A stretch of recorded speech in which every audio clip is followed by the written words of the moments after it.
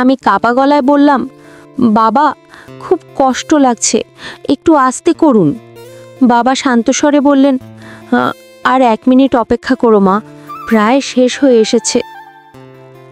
কি খবর বন্ধুরা, কেমন আছেন সবাই? আশা করছি সবাই খুব ভালো আছেন, আর আমিও অনেক ভালো আছি। তো বন্ধুরা, আপনারা যদি এই ভিডিওটির আবেগ অনুভব করতে চান তাহলে ভিডিওটি না টেনে সম্পূর্ণ দেখুন। বন্ধুরা, আমার নাম পরিমণি, সবাই আমাকে পরি বলে ডাকে। আমি ক্লাস 9-এ পড়ি। আমার বাবার নাম দীপক সাহা, তিনি বাজারে একটি দোকান চালান।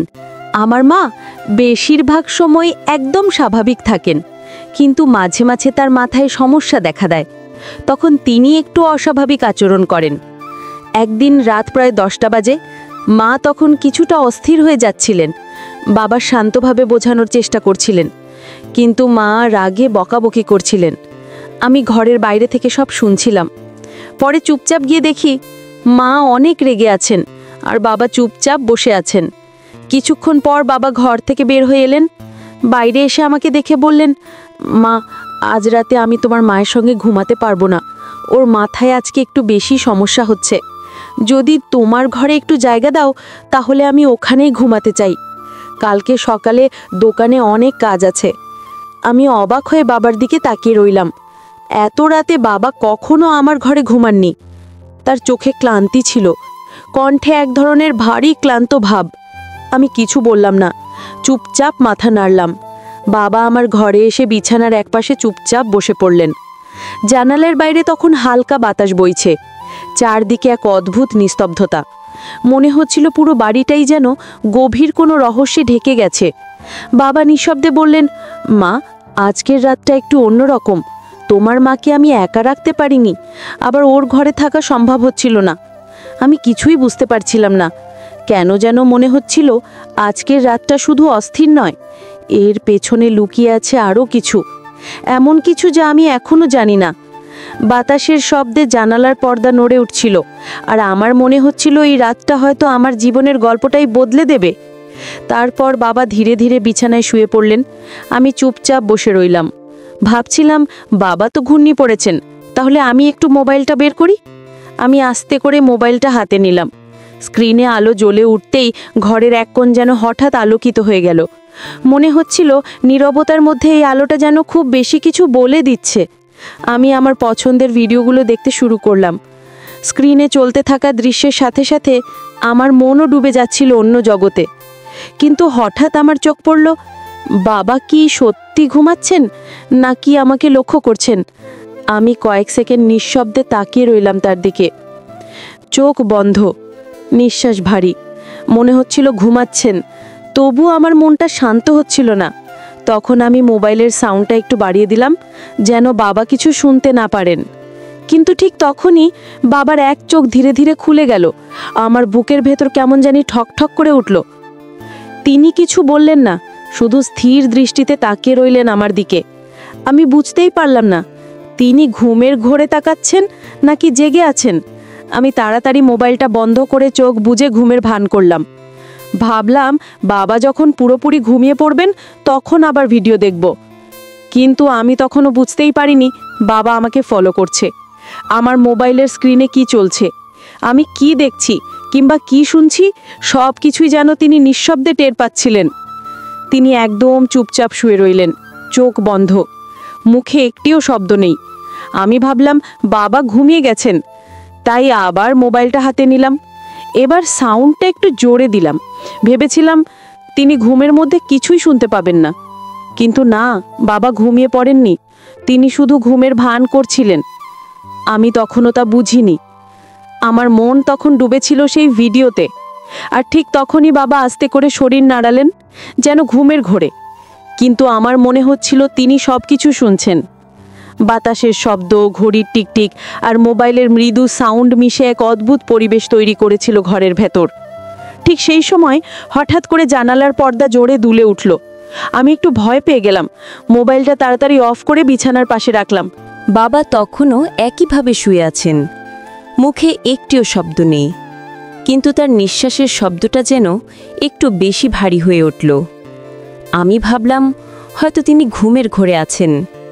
কিন্তু পরের মুহূর্তেই এমন কিছু ঘটল যা আমার শরীর কাঁপিয়ে দিল। বাবা হঠাৎ করে খুব আস্তে করে বললেন, মা, এখন কয়টা বাজে? আমি একটু থমকে গিয়ে বললাম, প্রায় 1টা বাজে বাবা, তুমি ঘুমাও। তিনি তখন কিছুক্ষণ চুপ করে রইলেন।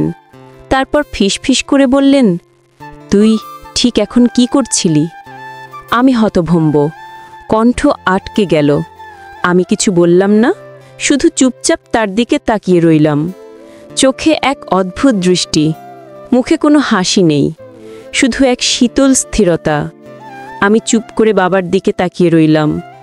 ওনার দৃষ্টি আমার চোখের ভেতর দিয়ে যেন সোজা হৃদয়ে ঢুকে যাচ্ছিল। বাবা ধীরে ধীরে উঠে বসলেন। তারপর বললেন, তুই এত রাতে জেগে আছিস কেন? কাল তো স্কুলে যেতে হবে, তাই না?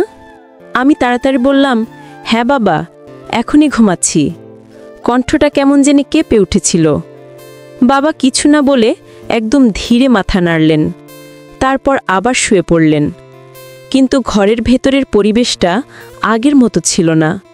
বাতাস ভারী, নিঃশব্দ, আর আমার বুকের ভেতর ধুকপুক করছিল অদ্ভুতভাবে।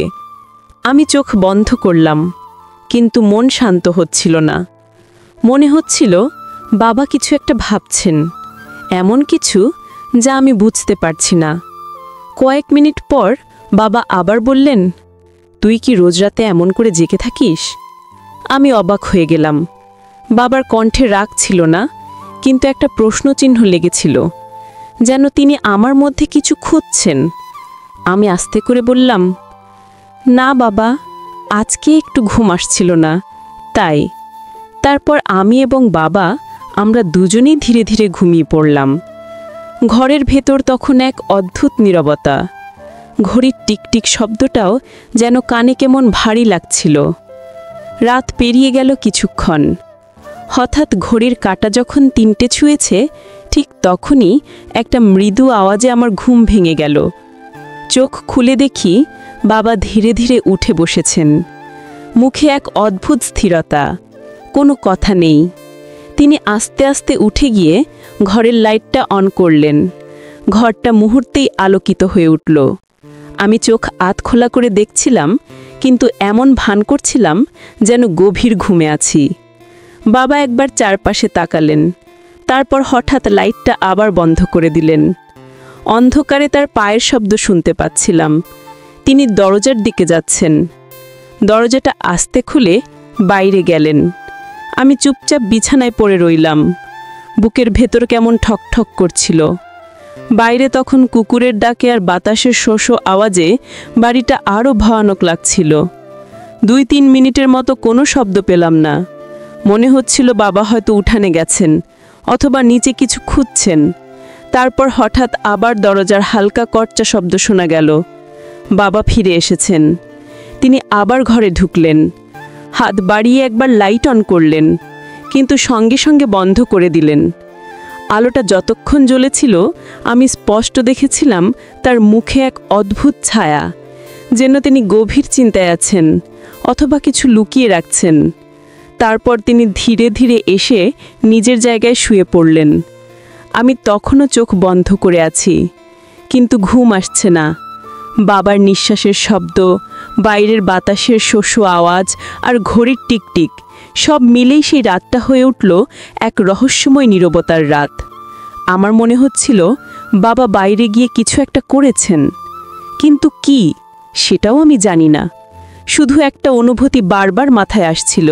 পরের সকালে ঘুম ভাঙতেই প্রথমেই আমার চোখ গেল বাবার দিকে, কিন্তু বিছানাটা খালি, বাবা কোথাও নেই। আমি দ্রুত উঠে বসলাম। ঘরের জানালা খোলা, পর্দা হালকা দুলছে, আর বাতাসে এক অদ্ভুত গন্ধ, যেন পুরনো ধোয়া ঘাম মিশে আছে। আমি একটু ভয় পেলাম। মনে পড়ল রাত 3টের সময় বাবা বাইরে গিয়েছিলেন, হয়তো এখন দোকানে চলে গেছেন। কিন্তু ঘড়ির দিকে তাকিয়ে দেখি সকাল মাত্র 6টা বাজে। বাবা কখনো এত সকালে বেরোন না। আমি চুপচাপ ঘর থেকে বের হয়ে মায়ের ঘরের দিকে গেলাম। দরজাটা আধ খোলা। ভেতরে উকি দিতেই দেখি মা বিছানায় বসে আছেন, কিন্তু চোখে এক অদ্ভুত দৃষ্টি। শূন্য নিস্তব্ধ ভয়ের মতো। আমি আস্তে করে বললাম, মা, বাবা কোথায়?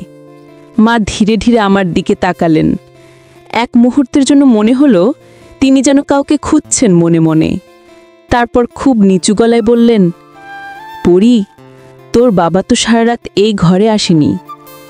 আমি হতভম্ব। কি বলো মা? কিন্তু বাবা তো আমার ঘরেই ছিলেন। মা কিছু না বললেন না, চুপচাপ তাকিয়ে রইলেন আমার মুখের দিকে। তারপর আস্তে করে বললেন, তুই নিশ্চিত তো ওটা তোর বাবা ছিল? আমার শরীর হিম হয়ে গেল, বুকের ভেতর ঠকঠক শব্দ হচ্ছিল, হাত পা কাঁপছিল। আমি কাপা গলায় বললাম, মানে মা, তুমি কি বলছো? মা আর কিছু না বলে ধীরে ধীরে জানালার দিকে তাকালেন। বাইরে রোদের আলো পড়েছে, কিন্তু বাতাসে এক অদ্ভুত ঠান্ডা ভাব। আর আমি বুঝে গেলাম রাত ৩টে সেই মানুষটা হয়তো বাবা ছিলেন না। তো বন্ধুরা, এই গল্পটি কিন্তু এখানে শেষ নয়। এই গল্পটির দ্বিতীয় পর্ব রয়েছে। যদি আপনারা দ্বিতীয় পর্ব পেতে চান তাহলে অবশ্যই চ্যানেলটি সাবস্ক্রাইব করে পাশে থাকা অল নোটিফিকেশন অন করে রাখবেন। আর আগে থেকেই যারা এই চ্যানেলটি সাবস্ক্রাইব করে রেখেছেন, আপনাদের জন্য অনেক বেশি ভালোবাসা রইল। বন্ধুরা, এই গল্পটা যদি আপনাদের ভালো লেগে থাকে তাহলে অবশ্যই চ্যানেলটিকে সাবস্ক্রাইব করতে ভুলবেন না, আর ভিডিওতে অবশ্যই একটা লাইক করে দিবেন।